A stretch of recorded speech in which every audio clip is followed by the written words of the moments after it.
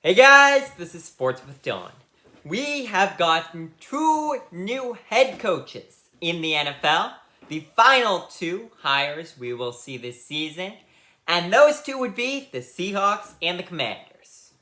And honestly, both of these hires are so amazing, it's tough to judge which is better.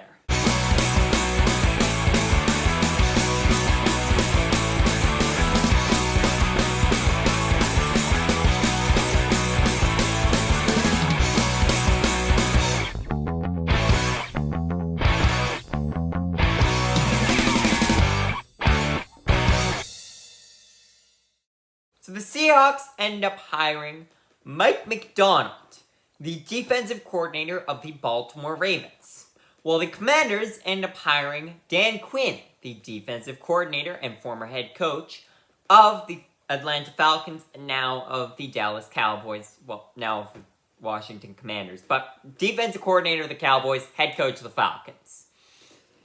Both of these hires were probably my two top ones on my list this year, and both of them end up getting hired, which is great for them and also great for the two teams. I think they both made great decisions, but we'll have to see where this goes.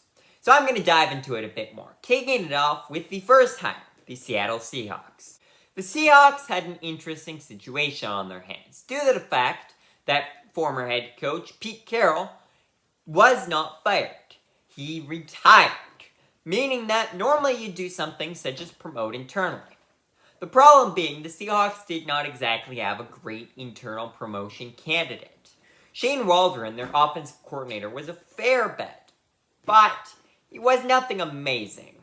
So he ended up leaving for Chicago to become their offensive coordinator, which ruled him out as well.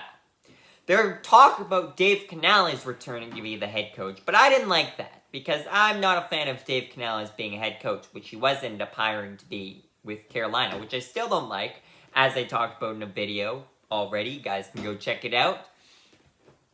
So that kind of left one interesting situation. Dan Quinn. Dan Quinn was the defensive coordinator for the Legion of Boom Seahawks, and they were amazing. He ended up getting hired as the Falcons head coach, where he started off great, went to the Super Bowl, and then slowly went down. And then became the Cowboys defensive coordinator and was great again. So I thought it would have been really cool if Dan Quinn had returned to Seattle, because he was familiar with the management and ownership and Bobby Wagner, who's still on the team, as well as the fact that it'd just be fun to see the sides reunite and everything. I'm sure Dan Quinn would have kept some of the staff, but Dan Quinn didn't end up getting hired by the Seahawks. Kind of surprising, but on the other hand, some teams might be slightly reluctant to give Dan Quinn another head coaching chance after how things did go sour eventually in Atlanta. So it's tough to say. I like this hire so much that I'm not going to complain about them not hiring Dan Quinn, because Mike Macdonald is a great hire. Mike Macdonald was a former assistant for the Ravens who ended up leaving to become the Michigan defensive coordinator, but then ended up getting hired back to be the Ravens defensive coordinator after they parted ways with Don Martindale. And boy, has that worked out for him and the Ravens, because this defense has been on fire. Amazing since both years. He was only there for 2 years, but it was amazing. And he's a young, energetic head coach, but he's defensive-minded. And that might be what you want, especially with a team like the Seahawks, where they don't have an elite young quarterback. They have Geno Smith, who's fine, but he's not great. So sometimes it's better to build upon the defense. And they do have plenty of young defensive potential. So yes, this could be very interesting to watch what Mike Macdonald can do here. And I am very excited to watch. Like I said, Mike Macdonald proved himself as a defensive coordinator, and it's shown. So I am happy that he got a head coaching job, and I do think this is a really good hire for the Seahawks, even though, sadly, it wasn't Dan Quinn. On to the Washington Commanders. The Commanders, if you ask me, had a pretty straightforward situation on their hands. Mike Macdonald was hired by the Seahawks yesterday, and Ben Johnson, the Lions offensive coordinator, dropped out of the race and decided to stay with the Lions. So that pretty much left Dan Quinn as the only viable candidate. So they went for Dan Quinn.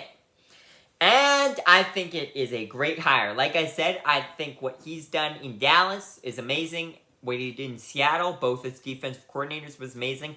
And even as the head coach in Atlanta, he did have a really good run at it for a while. Eventually, he just had to go. But he definitely had a good tenure. Now, sadly, the Commanders have seemingly shifted a bit from becoming the defensive team they seemed that they could have been, with Chase Young and Montez Sweat both being traded away. Both of them have plenty of defensive potential. Both were young studs, and I think they would have been awesome working with Dan Quinn. Now, you still got guys like Jamin Davis and Jonathan Allen and Deron Payne, but are those guys going to last? I'm not entirely sure. Jamin Davis is up for contract extension in a year. Well, actually, he could be signed as early as this offseason. So maybe Washington looks to move him. Or maybe they decide to move someone like Jonathan Allen or Deron Payne, with them getting a bit older, and also just the fact that Washington is a rebuilding team. And then you've got the fact that we've got the number 2 overall pick, where I can guarantee you they're going to go for a quarterback. So that makes this hiring seem a bit odd. But still, I think Dan Quinn is a great coach. What really matters, though, who will he pick for his offensive coordinator? I talked about this with Raheem Morris in Atlanta, because it's a similar situation. Now, the difference being Washington has the number 2 overall pick, while Atlanta might not draft a quarterback because they have a later pick. So we'll see what Atlanta does. But I know Washington's drafting a star quarterback, or at least hopefully a star. So they need to bring in the right offensive staff to properly develop them. Who will that be? I have no idea. We'll find out. But Dan Quinn is definitely deserving of this job. And bonus for the Commanders, they're stealing someone from their own divisional counterparts, which helps for 2 reasons. First of all, Dan Quinn knows the Cowboys, so that when they play them, it could help quite a bit there. But second of all, they're poaching a star coordinator from their rival team's team. So this should help quite a bit for the Commanders against the Cowboys as well. So I am interested to see what happens with this Commanders team. It's going to take a year or 2. It's not going to be right off the bat that they're going to be a good team. But I think they have plenty of potential to do it eventually. However, you do wonder a bit, because Ron Rivera was kind of in the same situation. A former head coach who had plenty of success, brought his team to a Super Bowl, and then ended up eventually getting fired and finding the Commanders, where he became the head coach again. And it just didn't work out. I think it'll work out with Dan Quinn, but we'll have to see for sure. It's going to take a while. Like I said, right now, Commanders are a very bad team. It's not like the Seahawks, not like the Falcons. Even the Panthers, honestly, I'd say have more potential in the short term, because they could build up their roster. Most of these teams have plenty of potential in the short term, but I'd say the Commanders in the next year should be one of the worst, if not the worst team in the league. So we'll have to see, but I'm sure Dan Quinn can make something about this eventually. What's most surprising with both these hires, meaning that there are no head coaching vacancies left, that neither Bill Belichick nor Mike Vrabel got hired. That's surprising to me. I thought Mike Vrabel deserved a job, especially him, because he is a good coach, I think. And I think he'd help quite a few teams, quite a bit. But lots of coaches sometimes just want to take a year off, and then eventually they'll get hired. And I'm sure that's what Mike Vrabel's aim is to do. I bet you he can get a job next season again if he interviews a bit more. So with a year, just taking it off, looking on the outside, and then coming back in, that should help him quite a bit. Bill Belichick's got a couple more questions, because he is getting up there in age, and can his system still work in the NFL? We don't really know. So he's going to be a bit tougher. If he wants a head coaching job, I'm sure he can get one. But does he want one? It's tough to say, because like I said, getting up there in age, he might just want to call it a career.